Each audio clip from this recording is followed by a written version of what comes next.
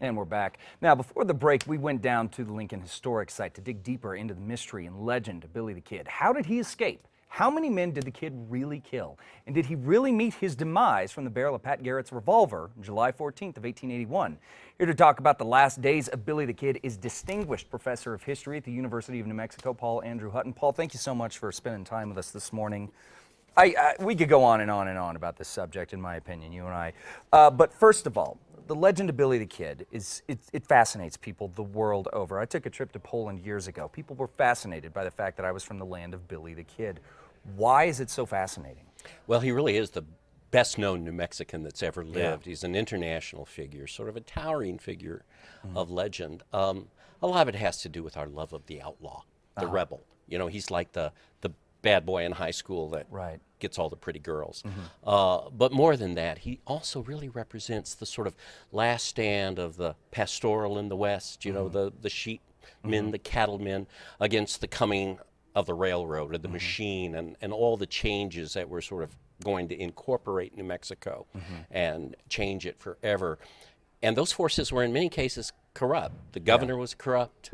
Certainly the authorities in Lincoln were corrupt, including the sheriff, and Billy was fighting against that, so he fits very easily into the Robin Hood. Yeah, absolutely, exactly, a Robin Hood kind absolutely of character. A Robin Hood character. Okay, yeah. Okay. So a couple of dates that interest me that we talked about a little bit, and I'm interested in your take on this as an historian. So April 28th, he escapes from Lincoln County Jail. July 14th, 81, he's gunned down by Pat Garrett. What happened during that time? Did he go into hiding? Did he leave New Mexico? What do we know about what happened to Billy Kid in those final days? Those days actually helped to enhance his legend. He's the only person convicted of any crime out of the Lincoln County War, despite an amnesty that was given to everyone else. They had to get rid of Billy. He was too famous. Okay. And once he kills those deputies and makes the escape is so important to an outlaw legend, he just goes into the stratosphere. But then, of course, he can go anywhere. He has escaped. He knows he's got a death sentence hanging over him, but he doesn't leave. He plays his string out right to the end, and that makes him all the more romantic. He's a great favorite of the local Hispanic community in southern New Mexico. He spoke Spanish fluently. He was a ladies' man, a great dancer, and he found sanctuary in the sheep camps in the mountains, and so was around he just kind of going around and just hiding out amongst those that were supportive but of him? he had lots of friends, and especially he had a girlfriend at Old Fort Sumner. Okay. And so just it couldn't be more perfect. Of course, it's love that does in Billy the Kid. It's love. So again, it falls into that romanticism. Absolutely. And that story. And now his girlfriend, that's what took him to Fort Sumner, which is where he was killed at Pete Maxwell's house. Right, and it seems that perhaps her brother, Pete Maxwell, is the one who fingered him to Garrett. And, Gotcha. Garrett knew the kid very well. They hadn't been close friends, but they had been friends. Okay. And all the pressure was now on him. The territorial press and even the national press was beating the drum that New Mexico wasn't a safe place. We were overrun with outlaws. Then Billy the Kid was the premier outlaw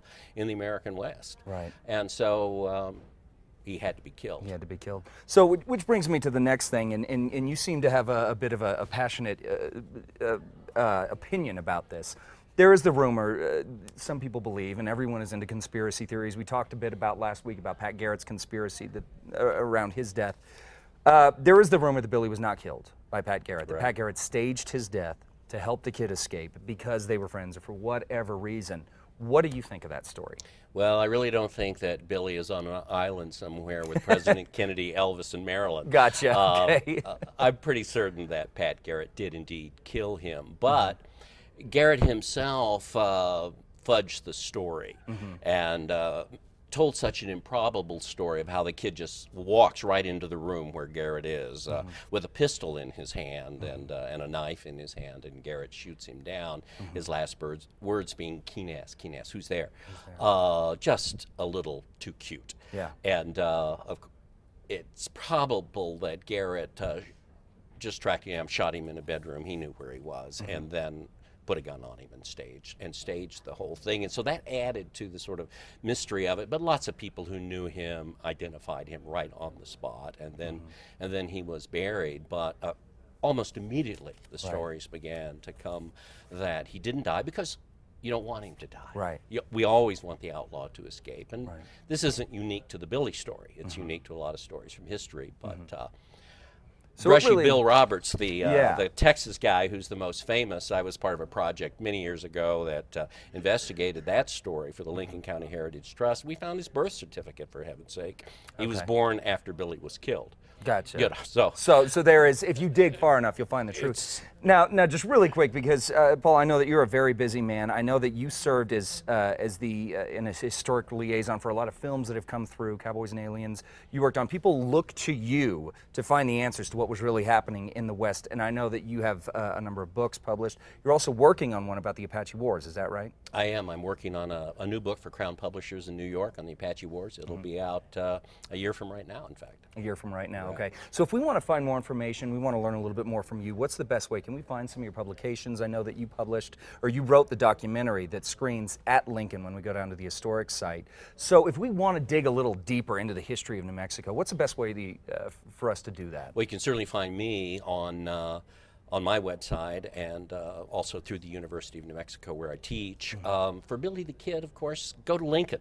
It's just, I think, a fabulous site. Of all the towns in the West, Deadwood, Tombstone, Lincoln is the most authentic that's left. Yeah. And stay at the Wortley Hotel where Bob Ollinger had his last meal, or one of the great bed and breakfasts that are there, Yeah. and walk those streets at 11 o'clock at night, because there are ghosts that still Yeah. haunt Lincoln. I don't believe in ghosts, but I've walked those streets There late is at a night, history and there, there's for something sure. going on. It's just a fabulous, fabulous place. Absolutely. And history really is alive. Of course, not only there, but all throughout New Mexico. All throughout New we Mexico. have such a fabulous Yeah, history. absolutely. Well, Paul, thank you for your time this morning.